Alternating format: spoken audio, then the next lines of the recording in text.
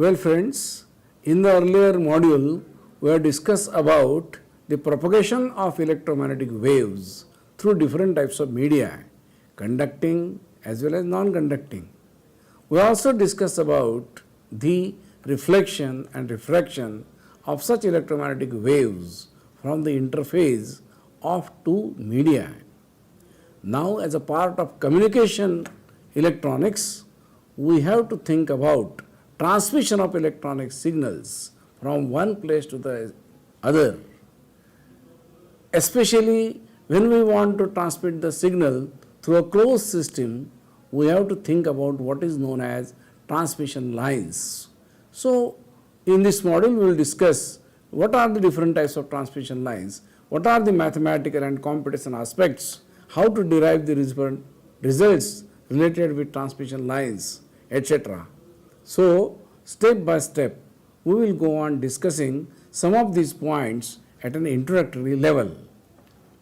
After going through the contents of this module, you will be able to know about different types of transmission lines and their characteristic features. We will try to understand the lumped and distributed models of transmission lines. Also, we will understand the mathematical treatment of two-wire transmission line equations and the terms like characteristic impedance and propagation constant. We will also know about the numerical and computational aspects associated with transmission lines. Transmission lines can be described as a system of conductors generally used for transmitting electrical signal from source to the load. For a beginner willing to study basics of signal transmission, transmission line may be viewed as an impedance matching circuit designed to deliver power from the transmitter to the antenna and maximum signal from the antenna to the receiver. The electrical signal to be transmitted may be analog or digital. In general, the type of transmission medium, the length of the transmission medium, the bandwidth and the bit rate of transmission of the signal are the important factors to be accounted for while discussing different types of transmission lines. In the case of digital transmission, the maximum bit rate that can be used for transmission depends upon the bandwidth associated with the transmission line. Bandwidth for different materials is different for different transmission media. Hence, the transmission media is one of the important parameters associated with such transmission lines. Depending upon the nature and type of transmission, several types of transmission lines, which are also referred as transmission media, having different geometries, can be found to be described in literature. Some of the transmission media are two-wire transmission line, coaxial cable, twisted pair lines, optical fiber, microstrip lines, parallel strip lines, etc. Generally, we deal with transmission lines with moderately low power. However, we can have power transmission lines having single conductor up to 2 lakhs of volts as well as multi-conductor transmission lines more than 2 lakhs of volts made up of aluminum. Can we have a single type of transmission line for all types of applications? The answer is obviously no. Every type of transmission line has its own merits, demerits and limitations of some kind due to various reasons. One has to select a proper type of transmission line for the desired operation. One has to take into consideration the characteristics like bandwidth, power loss, physical size, etc. For example, coaxial cable has high bandwidth, no dispersion, but the physical size is large. Strip lines, on the other hand, have high bandwidth, are small in size, but have low power capacity. The capacity and the skin effect affect the speed of transmission of twisted pair lines. We can have several such examples. Coaxial cable, in which the space between the inner and the outer conductor is filled with some insulating material, is a better choice than the twisted pair line since it reduces the adverse effects arising due to skin effect and enhances the capacitance. The transmission range is also remarkably large, which are several hundreds of meters with 10 megabits per second as the transmission rate.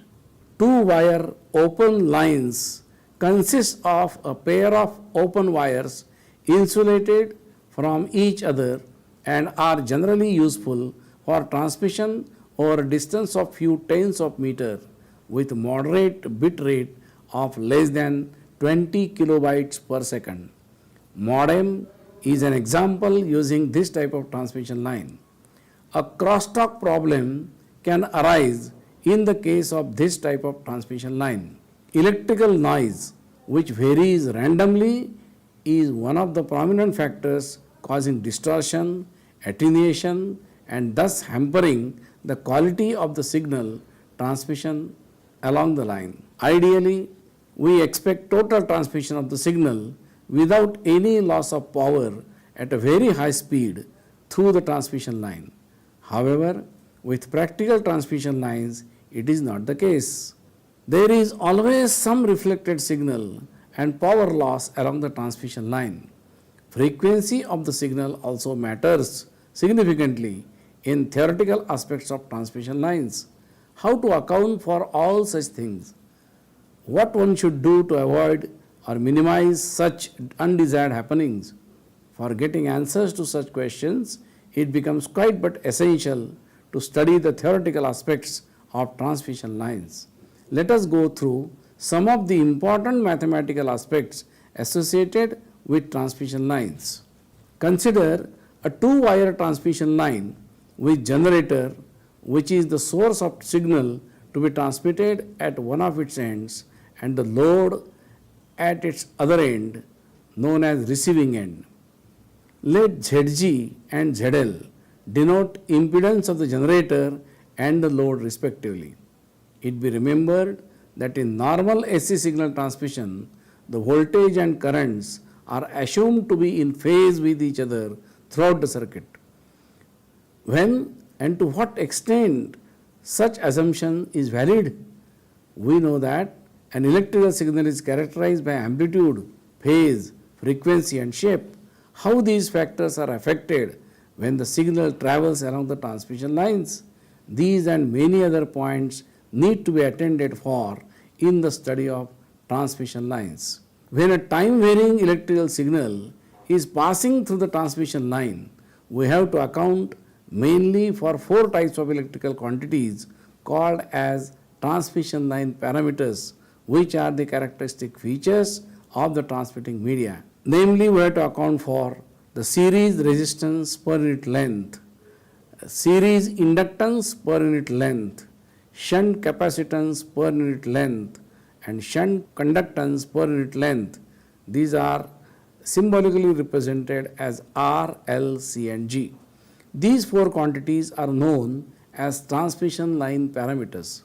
The parameter R and G correspond to the resistivity of the conducting medium of the transmission line and the dielectric separating the two conducting wires in the transmission lines respectively, and decide about the dissipation of energy along the transmission line. The parameters L and C correspond to the speed of transmission of the signal, that is magnetic and electrical energy, in accordance with the phase difference between voltage and current along the line.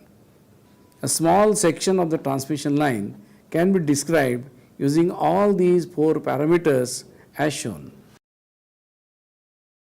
The series resistance depends upon the factors like temperature, spiraling of stranded conductors, bundle conductors arrangements, etc. The presence of magnetic and electric fields around the conductors is the main cause giving rise to the series inductance and shunt capacitance. These parameters depend upon the geometry of the transmission line. Generally, the transmission lines are insulated and have air as the surrounding medium. The shunt conductance accounts for the leakage current flowing across insulator and air. The leakage current being small compared to line current is generally neglected and not taken into consideration in the transmission line modeling. The breakdown strength of the dielectric medium limits the voltage of the transmitted signal, which in turn limits the power carried by the transmission line. It be noted that this property is independent of the frequency of the signal. How much is the breakdown strength?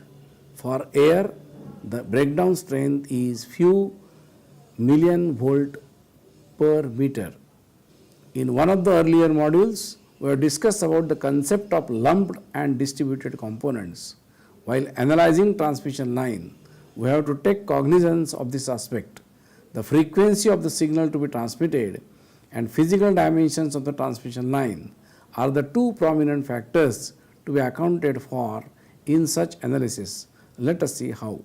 If the frequency of the signal to be transmitted is small and the distance of transmission through the transmission line is small as compared to the wavelength of the signal, then the capacitive and the inductive properties of transmission lines can be neglected and the transmission line parameters can be treated as lumped parameters. However, at microwave frequencies, the wavelength of the signal is very small as compared to distance of transmission through the transmission line. Hence, the inductance and capacitance per unit length of conductors becomes dominant. The inductive and capacitive properties of transmission lines can be supposed to be different over the entire length of the transmission line.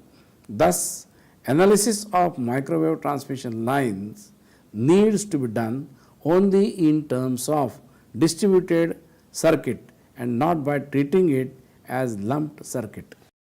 Well friends, as discussed earlier, frequency of the signal is very important in the transmission line. Whenever we want to transmit a signal of very high frequency, then what are the effects which are taking place inside the conductor? One of the important effect is called a skin effect. What is the skin effect? See, when you pass AC through the transmission line, then as the frequency of the signal increases, the distribution of the current density shifts towards the surface of the conductor. It increases towards the surface of the conductor while decreases at the center.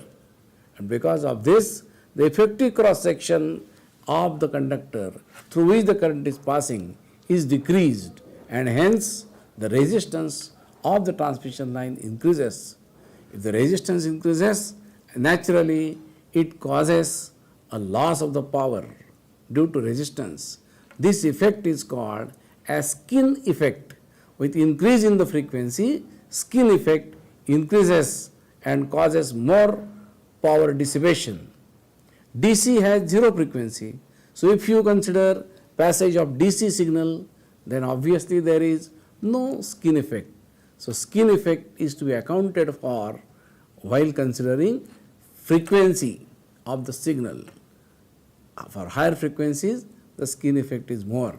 Especially when you consider the transmission of microwaves, then skin effect must be accounted for.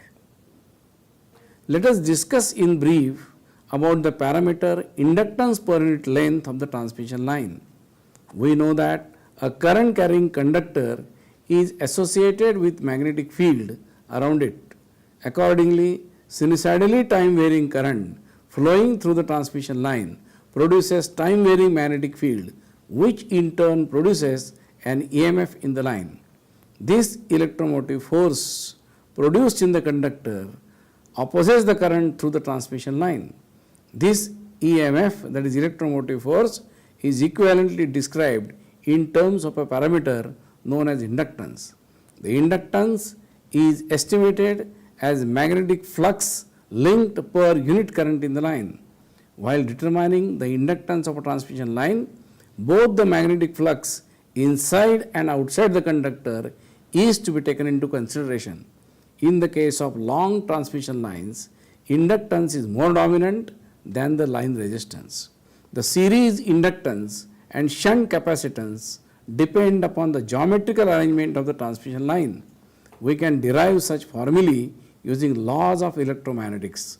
Some of such formulae for simple structures are as shown.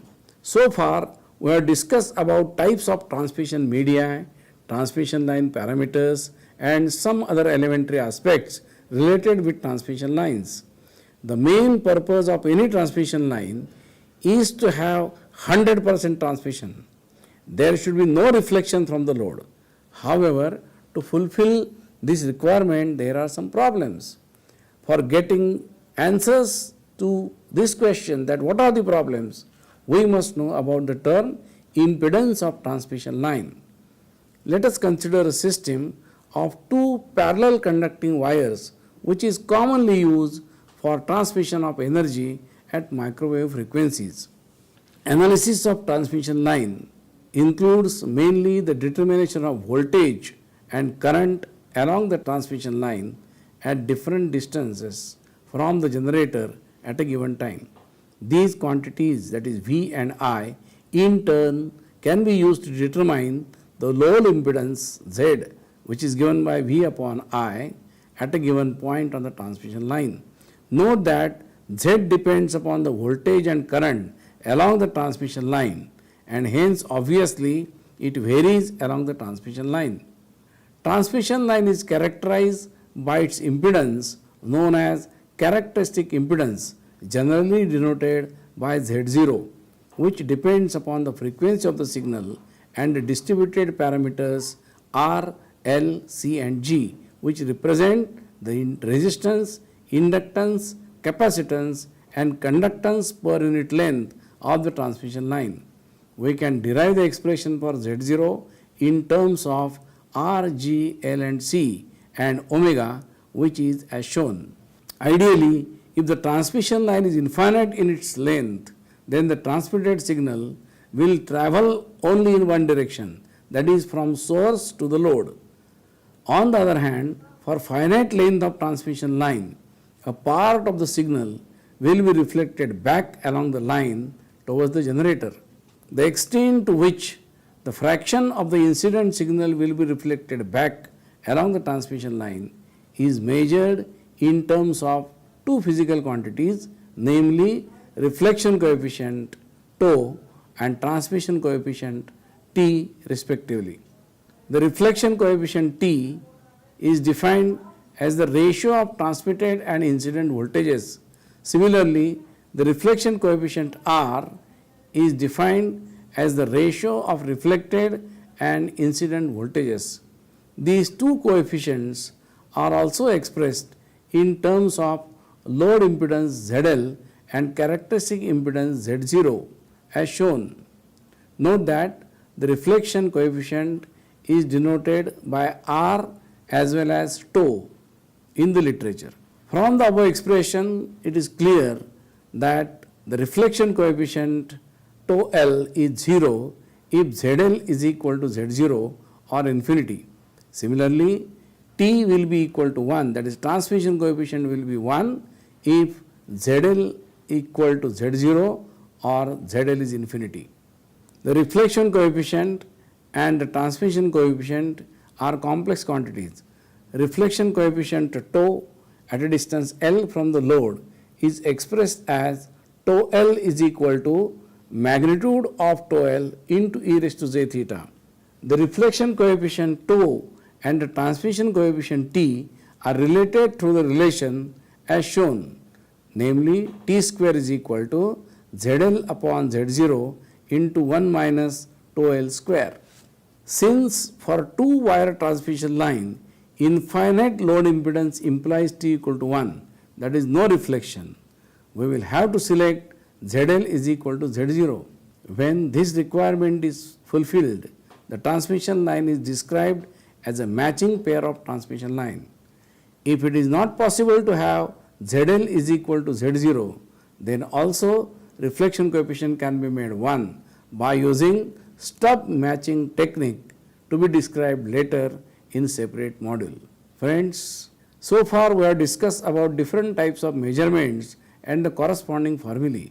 All these and many other formulae can be derived by using the solutions of transmission line equations. Hence, let us try to understand about the transmission line equations and their solution. A two-wire transmission line is commonly used for power transmission and is easy to understand the related concepts associated with transmission lines.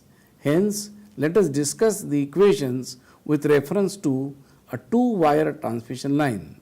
Consider a two-wire transmission line extended along the z-axis with generator at one of its end and the load at the other end as shown. Let Zg, Z0 and ZL represent the generator impedance, characteristic impedance and the load impedance respectively. Let Vz and Iz represent the voltage and current at a distance Z from the generator along the line. It be noted that different physical quantities related with transmission line can be equally obtained using Maxwell's equations. However, we will use the circuit theory approach using uniformly distributed parameters. The voltage and current are the circuit parameters. The transmission line equations in terms of these quantities derived on the basis of distributed parameters R, L, C and G can be expressed in a convenient form by treating the voltage and current as complex quantities. A small section of the transmission line can be described using all these four parameters as shown. For deriving the transmission line equations, we will apply Kirchhoff's voltage law to the central closed loop and Kirchhoff's current law to the node B on the transmission line. Let us apply Kirchhoff's voltage law to the central closed loop containing the segment AB of the line. Consider 2 points A and B at distances Z and Z plus delta Z along the line. Let V ZT and V Z plus delta ZT be the voltages at points A and B respectively with respect to the lower conductor. Let IZT and Z plus delta ZT be the currents leaving the nodes A and B respectively along the transmission line. As per Kirchhoff's voltage law, we have VA equal to VAB plus VB, which can be written in terms of the quantities as shown, namely VZT is equal to IZT into R delta Z plus L into delta Z dava I by dava T plus VZT etc. Let us call this as equation number 1. Let I and V be taken to represent IZT and VZT respectively. With this understanding, equation number 1 can be written as shown in equation number 2. Let us apply Kirchhoff's current law to the node B of the line. Summation of the currents at B gives IZT is equal to IG plus IC plus I at Z plus delta ZT. Using the expression for current through the capacitor as a product of capacitance and the time derivative of its voltage, and then using Taylor's expansion for voltage and the expression for current through the capacitor, we can get equation number 3. Again, as before, with I and V to represent IZT and VZT respectively, with the assumption of delta Z to be infinitesimally small, the above equation can be written as shown. Differentiating equation number 2 with respect to Z and equation number 4 with respect to T and combining the result, we obtain the transmission line equation determining the voltage V along the transmission line involving transmission line distributed parameters R, L, C and G as shown. Similarly, differentiating equation number 2 with respect to T and equation number 4 with respect to Z and combining the results, we obtain the transmission line equations determining the current IZT along the transmission line involving transmission line distributed parameters R, L, C and G as shown. Use of concept of phasor in complex algebra can be effectively made to express the transmission line equations 5 and 6 so obtained in a very compact manner. For this, let us express the voltage and current as a real part of complex numbers as shown. Namely, Vz t is equal to a real part of Vz into e raised to j omega t, Iz t is equal to real part of Iz into e raised to j omega t. Here Re means real part of Vz and Iz are complex numbers known as voltage and current phasors. The phasor corresponding to a quantity gives its magnitude and phase. Consider equation number 2 derived earlier. Substitute j omega for dabba by dabba t in equation number 2 and then dividing by e raised to j omega t, we obtain the equation number 2 dash as shown. Now, by noting that Iz t is equal to real part of Iz into e raised to j omega t and Vz t is equal to real part of Vz into e raised to j omega t, we understand the equation as shown. Noting all these things, finally equation 2 dash can be reduced to the equation as shown, namely dV by dz is equal to minus z into I, where z is r plus j omega L. On similar lines, we can transform the remaining 3 equations, namely equation 3, 4 and 5 in phasor form.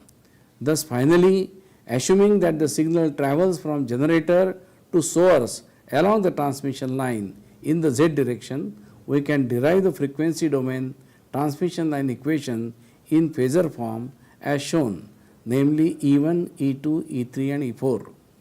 The substitution made while deriving these relations are as shown, namely Z is equal to R plus j omega L, Y the admittance is equal to G plus j omega C and gamma is equal to root ZY, which is alpha plus j beta.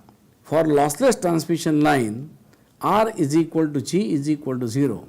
In this case, voltages and currents needed for determination of various quantities described above can be obtained by solving the transmission line equations, which in phasor form can be expressed as shown. Note that the above equations are obtained using the distributed circuit theory. From the solutions of equations E3 and E4, with little simplification, the characteristic impedance Z0 of the transmission line can be shown to be dependent upon the transmission line parameter and the frequency as shown.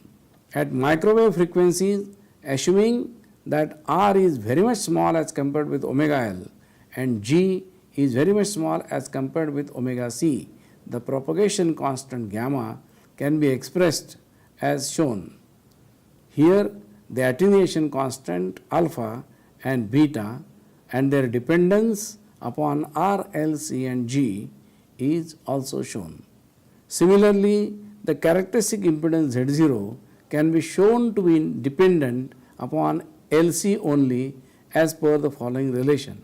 The phase velocity is given by Vp is equal to omega upon beta, which is 1 upon under root LC. For a lossless transmission line with air as a dielectric with no ferromagnetic material, at microwave frequency, the phase velocity is given by Vp is equal to 1 upon under root Lc, that is 1 upon under root mu 0 epsilon 0, which comes out to be 3 into 10 raised to 8 meter per second. For solving transmission line problems, one must know how to evaluate the mathematical quantities using complex algebra.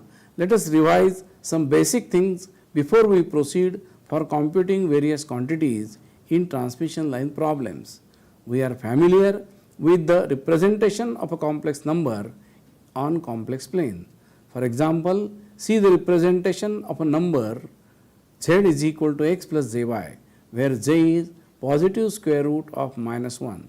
A complex number can be expressed in different ways.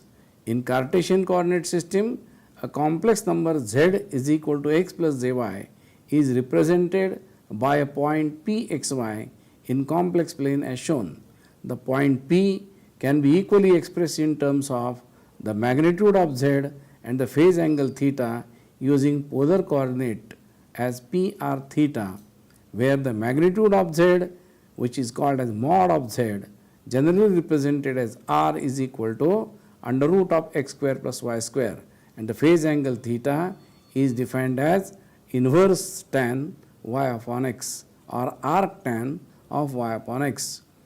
From simple trigonometrical calculation, we get the result x is equal to r cos theta and y is equal to r sin theta. Thus, we have z is equal to r cos theta plus j into r sin theta. This is known as Cartesian representation of complex number z. Now, using Euler's identity, e raised to j theta is equal to cos theta plus j sin theta, we have exponential representation of z as z is equal to r into e raised to j theta. Symbolically, it is represented as z is equal to r angle theta. Note that the square root of a complex number z is given by z raised to half is equal to under root r, that is z raised to half angle theta by 2. Sinusoidally time varying quantities like electric current and voltage with constant amplitude and frequency can be expressed in phasor form. Such representation becomes highly useful in AC circuit analysis and electromagnetic field theory. According to one of the two main conventions followed while solving electrical circuit problems using phasor notation, V is equal to V0 angle theta is taken to represent the sinusoidal voltage, Vt is equal to V0 sin omega t plus theta, where omega is the angular frequency of the signal. It be noted that phasors are simply complex number having magnitude and phase. One must know about the elementary operations in complex algebra like addition, subtraction, multiplication, division, etc. Have a look at some of such manipulations shown here. The knowledge about two more elementary formulae for multiplication and division of two complex numbers in polar form are highly useful while solving transmission line problems, which are as shown. With this much background, let us see a small problem in transmission lines which needs the use of above mentioned formulae. The problem reads like this: a transmission line comprising of two long parallel conductors is characterized by the following distributed parameters R, L, G and C as shown. Calculate the characteristic impedance Z0 at frequency f is equal to 1.5 gigahertz. Let us make conversion of the given physical quantities in SI units.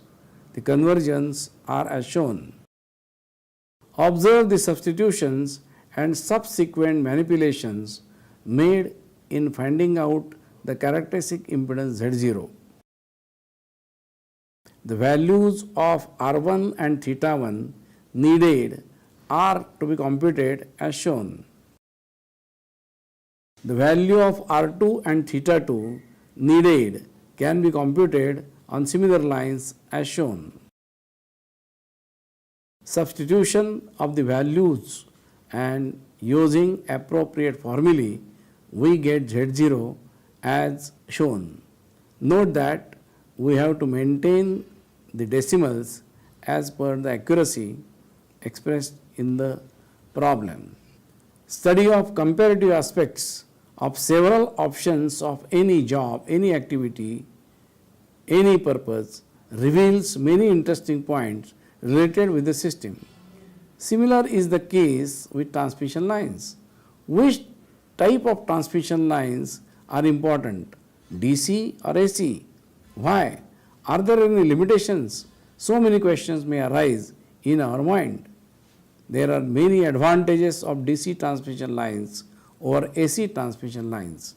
For example, DC lines suffer no skin effect. Due to this, cables used for transmission line can be made thicker to decrease the resistance of the line. DC lines possess slightly more transmitting power per cable as compared to AC lines for similar equivalent conditions. DC lines can carry approximately double the power as the one carried by AC line at the same voltage. For any long lines, System stability of DC lines is better as compared to AC lines. Intermediate switching stations are usually required for long distance AC lines, which further results in increasing cost. DC lines can carry at least twice as much power as an AC line of the same voltage. The applications in which AC lines are costly and are impractical, DC line is a good alternative. Underground or underwater transmission over a distance of 50 km or more is one of such examples. Multi-cable DC transmissions are used to reduce the cost. If DC lines are so much advantage, then why to use AC for transmission of signals? In literature, many aspects such as theoretical, engineering, technological and economical are discussed in connection with AC and DC transmission lines. One should read and enhance the level of our knowledge about them. One should have a habit of comparative study of any two options available as a solution to a given problem. Transmission lines, whether DC or AC, is a good topic in this regards. Well friends, to summarize, we may say that the transmission lines are to be analyzed by treating as distributed system at high frequencies.